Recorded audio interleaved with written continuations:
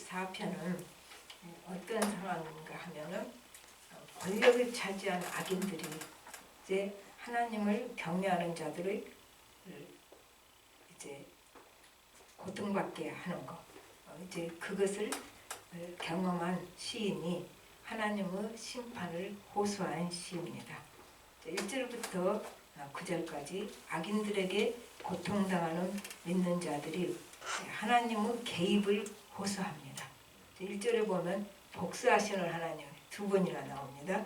복수하시는 하나님, 주님의 빛을 나타내 주십시오. 그래서 그 어둠의 세상에서 자기들이 어떤 상황에 있는가를 좀 비춰주세요. 이제 그 얘기를 하고 있지요. 2절부터 4절까지는 악인이 교만하고 오만하다고 말합니다. 왜 교만하고 오만할까요? 이제 비교를 해서 내가 너보다 낫잖아. 그거죠. 그게 이제 교만한 마음이죠. 그래서 낫잖아. 그걸로 뭐예요? 이제 우습게 보는 거죠. 그리고 경멸하는 거죠. 근데 그 교만한 마음이에요. 그러니까 우리는 사람과 꼭 비교를 하는 버릇이 있어요. 누구는 어떤데 나는 어떻고, 그 비교를 하지 말아야 되는 것이죠. 비교를 하지 말고 우리가 비교를 하면 내가 더 나은 것 같으면 그 인간은 속성이에요. 뭐 악인만이 아니라 교만해지고, 또 내가 더 못한 것 같으면 열등감에 빠지고. 그러니까 비교는 하는 것이 아니고 우리가 가져야 할 것은 하나님을 바라보고 비교의식을 갖는 것이 아니라 존재의식을 가져야 합니다. 하나님이 나 있는 그대로 사랑하시고 또 이제 귀한 존재로 인정하신다는 그 존재의식, 그거 있으면요 우리가 비교 안 해요. 그 사람 가는 길 따로 있고 또 다른 사람 가는 길 따로 있고 내가 가는 길 따로 있다. 그리고 내 자체로 하나님께서 사랑하시고 내 존재 자체를 귀히 여기시고 중히 여기신다. 그게 우리 기독교인으로서 존재의식입니다. 그러니까 이것이 중요한 거지 그 비교하고 쓸데없는 짓 할 필요가 없다는 얘기죠. 이제 5절부터 9절까지는 악인들이 죄를 짓는 이유를 들어요. 그러니까 이 사람들이 어떤 죄를 짓는가 하면 주의 백성을 괴롭히고, 그리고 고아와 과부와 나그네를 죽인다. 그 말은 지금 현재에서는 무슨 얘기입니까? 사회적 약자, 사회적 약자에 대한 배려가 없이 아예 일어서지 못하고 짓밟아 버린다. 그런 의미가 되겠죠. 7절에서는 이제 왜 이렇게 죄를 지을 수 있냐면은 악인들이 하나님이 지금 내가 하는 일 몰라. 그 생각 때문에 이렇게 마음 놓고 죄를 짓는다는 얘기죠. 하나님은 내가 억울하게 당하는 것 다 아십니다. 그러나 역으로 내가 남 무시하고 업신여글고 억울하게 하는 것도 다 아십니다. 우리는 내가 당한 거, 그 사람이 나쁜 짓 한 것만 하나님 아신다고 생각해요. 그러나 나도 남을 무시하고 남 마음을 불편하게 하고 배려하지 않은 그런 것이 있다는 걸 우리는 그냥 묵과해버리고 말죠. 그러니까 그것도 하나님이 다 아시고 계신다 그 말이죠. 그래서 내가 억울할 때 나는 너무 억울해 그렇게 일을 갈 것이 아니라 나를 살펴야 되는 거죠. 갈라디아서 6장 1절은 이렇게 말씀하십니다. 형제들아, 사람이 만일 무슨 범죄한 일이 드러나거든 신령한 너희는 온유한 심령으로 그러한 자를 바로잡고 너 자신을 살펴보아 너도 시험을 받을까 두려워하라. 남이 잘못했을 때 반면교사가 되죠. 너 자신을 살펴보라. 그래서 너도 시험을 받지 않도록 두려워해라. 그 말이죠. 그러니까 어떻게 나를 살펴봐요? 우리는 우리만 따로 보면 내가 안 보입니다. 그래서 나를 정확히 보는 방법은 하나님 앞에, 남 앞에 비교하지 말고 하나님 앞에 나를 세워놓고 나를 보는 거죠. 그러니까 우리는 이거를 나를 성찰한다고 해요. 그래서 나를 들여다보는 거죠. 그랬더니 나 혼자만 억울하다고 생각했더니 하나님 앞에서 나를 들여다보니까 타인이 가진 악이 내 속에도 있는 거예요. 나는 그거를 내가 발휘만 그 악을 내품치만 안 한 거지 내 근본적인 속에는 그 타인이 가진 악이 존재한다는 거. 우리가 그거를 안 보려고 해요. 사람이 비슷비슷해요. 그러니까 나한테 해를 끼치는 사람은 그 악함이 내 속에도 있다는 거. 우리가 이것을 볼 수 있어야 된다는 얘기죠. 남이 나를 그 억울하게 할 때. 그러면은 그 억울한 마음보다는 오히려 하나님 앞에 자기를 가지고 가는 마음이 더 강해집니다. 그리고 이제 12절을 보십시다. 12절에서는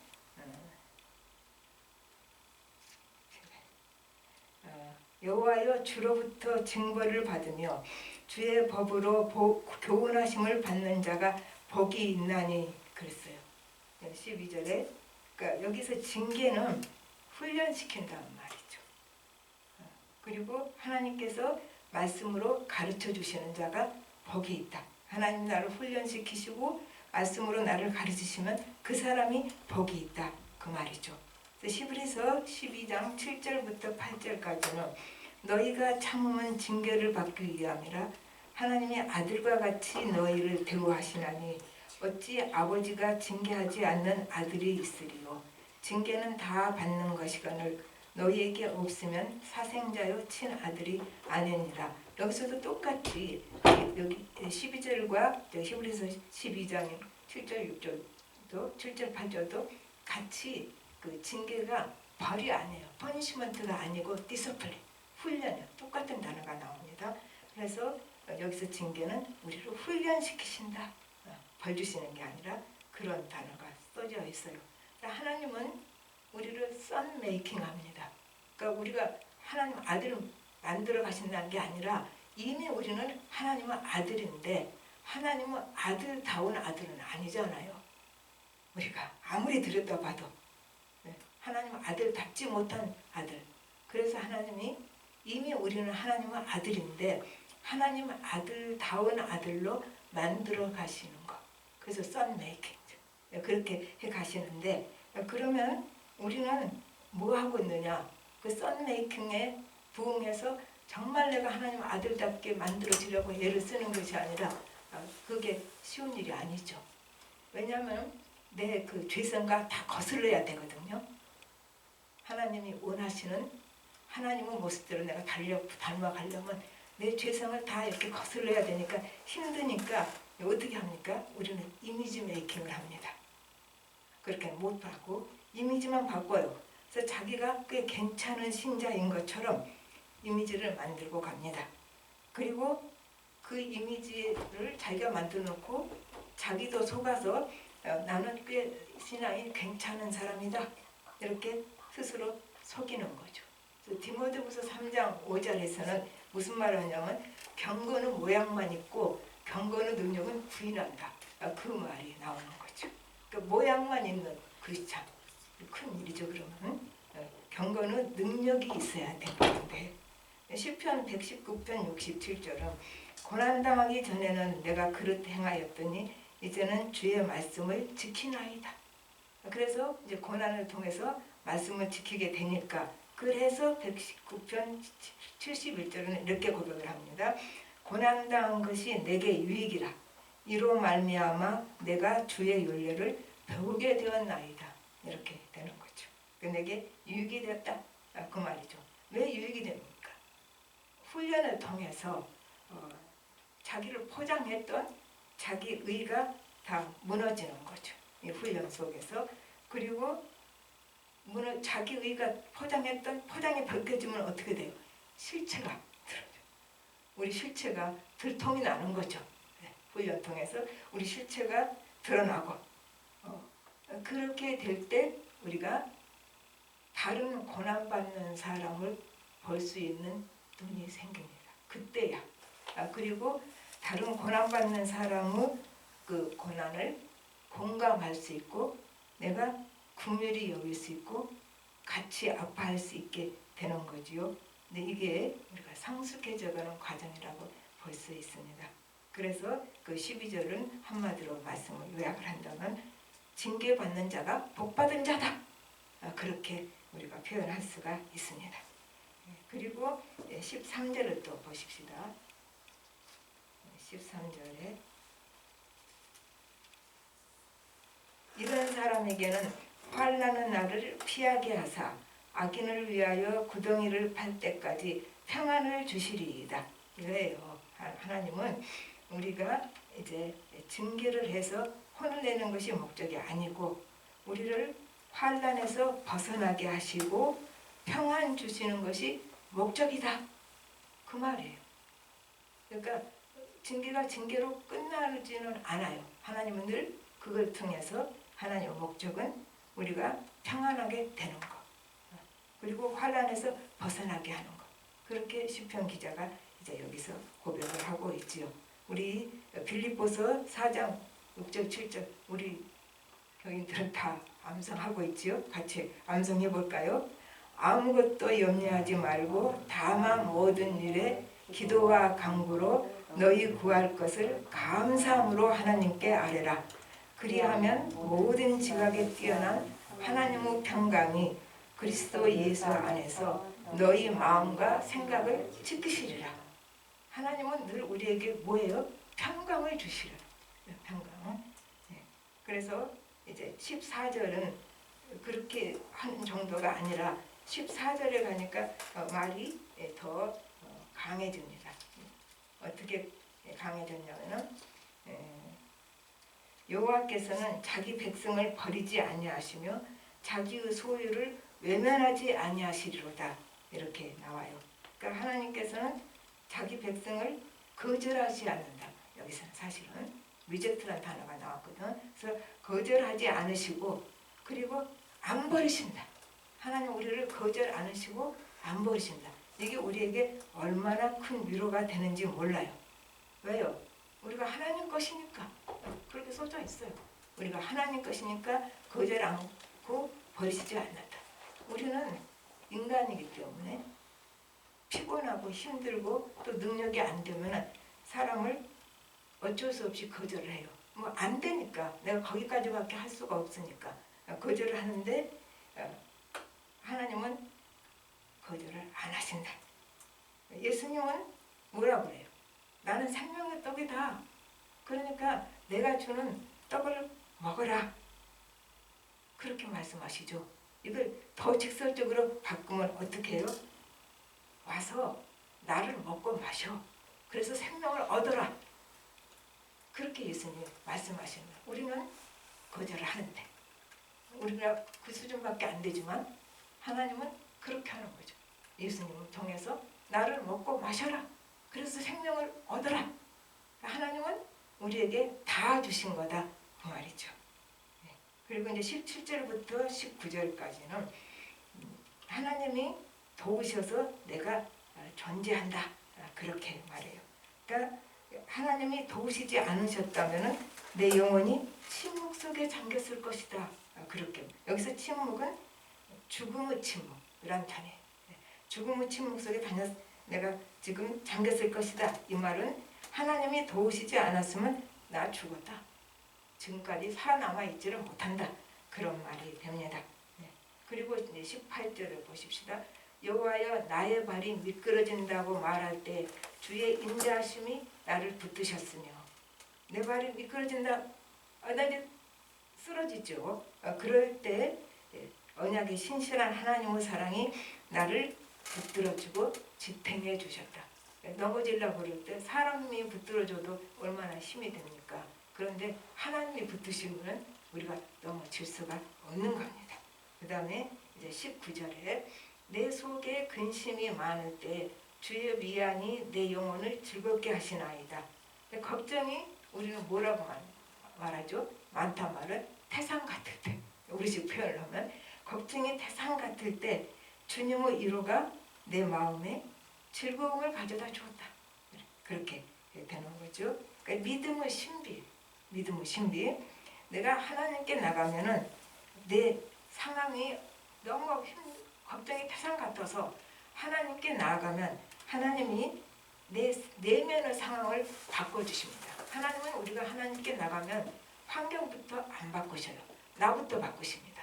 내 내면의 상황을 바꾸셔서 이제 그리고 이 시련이 오히려 은총의 계기가 되게 하신 거죠. 그때 내가 그 힘든 일이 없었으면 나 그 은혜 못 받았다. 우리가 그 표현을 하잖아요. 그러니까 이게 그 믿음의 신비고 그 하나님의 은총이 우리에게 어떻게 흘러 들어오는가를 우리가 알 수 있는 거죠. 그러니까 무조건 어떻게 돼요? 하나님께 나아가야 돼. 무조건 이거저거 따질 거 없어요. 무조건 하나님께 나아가면 우선 내가 바뀌고 내 심령이 바뀌고 그리고 그 내가 당하고 있는 이 힘든 어려운 일이 오히려 하나님의 은혜를 크게 받는 계기가 되고 만다 그 말이죠. 그 다음에 이제 20절부터 23절까지는 말씀을 빙자해서 이제 자기 합리화에 이용하는 자 하나님과 관계가 끊어진다.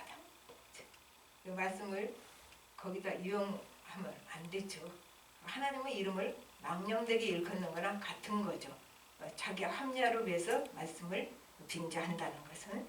그리고 이제 23절은 보면은 볼까요? 그들의 죄악을 그들에게로 되돌리시며 그들의 악으로 말미암아 그들을 끊으시리니 여호와 우리 하나님이 그들을 끊으시리로다.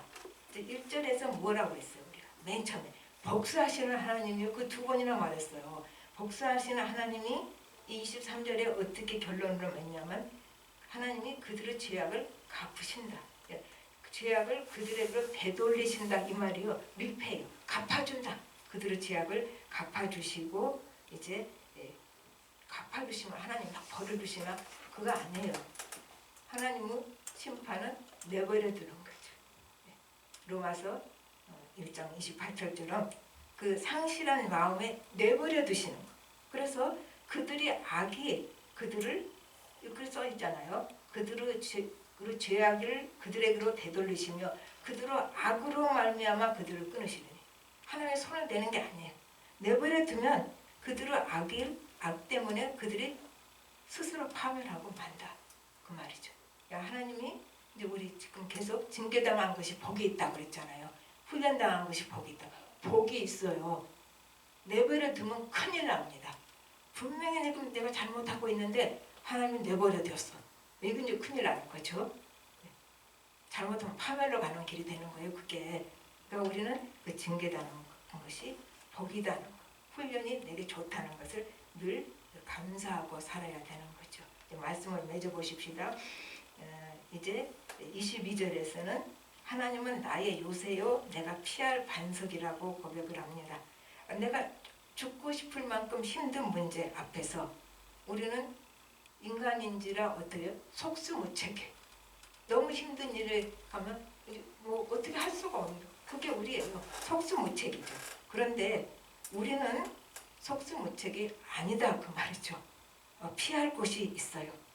나의 피난처 되신 하나님, 그 하나님이 나를 사랑하시고 또 전능하신 분이시고 모든 걸 이룰 수 있는 분이시라는 거죠.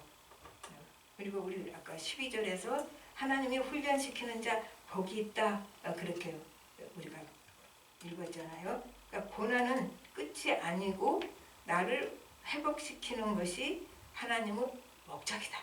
그러니까 내가 회복되는 게 끝이에요. 고난이 끝이 아니고 그리고 이 고난 통해서 하나님께서는 우리를 성숙하게 하시고 성장하게 하십니다. 히브리서 12장 11절은 이렇게 말합니다.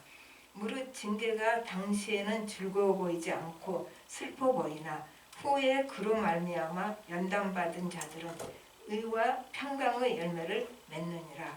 이제 우리가 훈련 통해서 열매를 맺는 거죠. 평강의 열매, 샬롬의 열매를 맺게 된다 얘기죠. 샬롬의 열매는 가장 큰 거잖아요. 하나님과 올바른 관계가 이루어지는 거.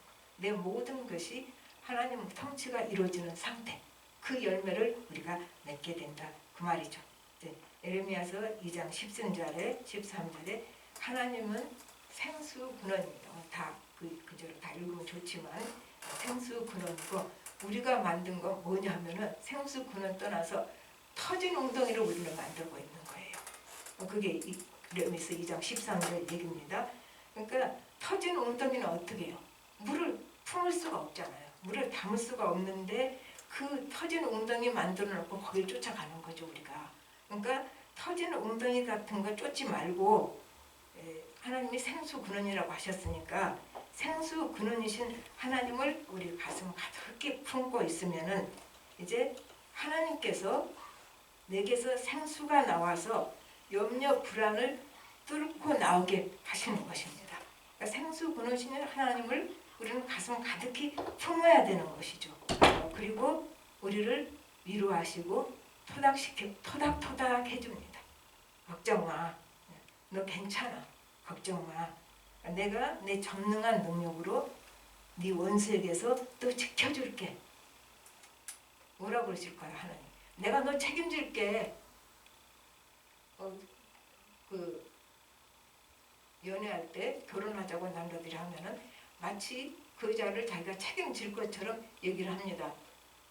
근데 어림도 없지요. 그 고생을 시키려고 결혼을 한 거죠, 사실은. 근데 달라요. 우리가 남편이 아니라 하나님은 내가 너 책임질게, 책임지십니다. 그리고 내가 너를 얼마나 사랑하는지 너 아니? 그게 오늘 밤에 하나님께서 우리에게 주신 위로입니다. 다 같이 기도하십시다. 하나님 아버지, 주님 은혜를 감사를 드립니다. 하나님은 우리를 그토록 사랑하시는데 우리는 머릿속으로만 알고 우리 심령 속에 그 하나님의 사랑이 깊이 스며들지를 못하고 받아들이지를 못하고 그래서 염려, 걱정, 근심을 하고 다른 방법을 찾아봅니다. 우리가 미련하고 어리석음을 불쌍히 여겨주시옵시고 이 밤에 우리에게 복을 주셔서 생수 근원 되신 하나님을 가슴에 품고 하나님께만 모든 것을 맡기고 우리의 인생 전체를 책임져 주시는 하나님, 내가 당하고 있는 모든 상황을 책임지시는 하나님께 모든 것을 맡기고 내가 하나님이 주신 그 은혜와 사랑 속에서 우리 하나님 주시는 위로와 하나님 주시는 평강을 누릴 수 있게 하여 주시옵소서. 모든 말씀 예수님으로 기도합니다. 아멘.